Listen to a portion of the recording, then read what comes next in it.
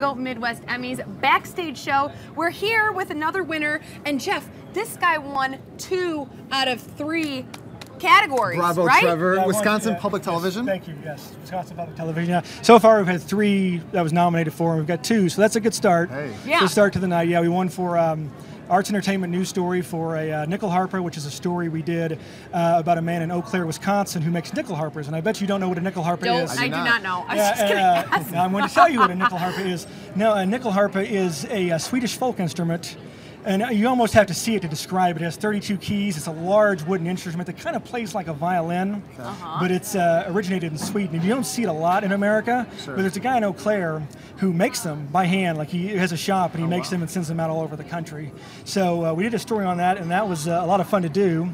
And we were happy to win for that. And then we just won for sports, news sports story, and that was for a story we did called Jackson's Wish, which is about a young boy in Ithaca, Wisconsin, who he actually was diagnosed with brain cancer, and he was referred to Make-A-Wish.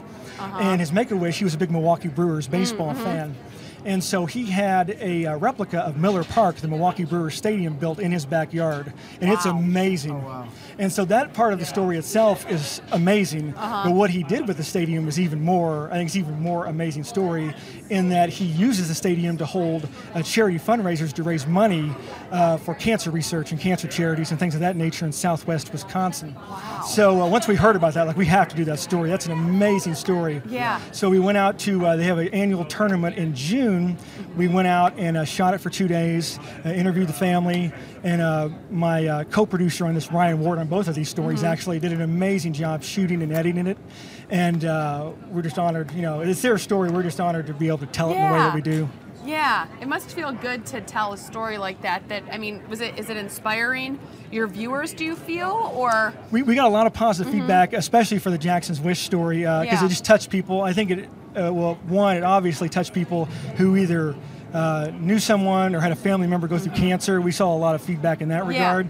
But I think just people who are baseball fans, people who just like a good story.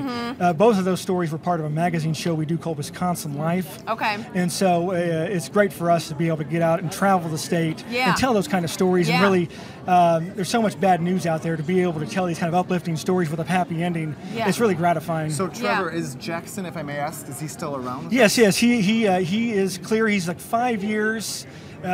He's 5 years in remission. I think it was of January, so he should be coming up on 6 years. And the cancer he had was called medulloblastoma, and that's more common in children. So the odds of him getting a relapse or having to come back is very low.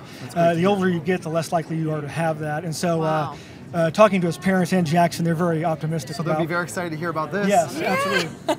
Great. Well, we love when, like, the stories telling the stories of the people win. That's what we do. So yes. It's very gratifying. Great. Well, coming up next, we'll talk to even more winners here backstage live at the Chicago Midwest Emmys. Stay tuned.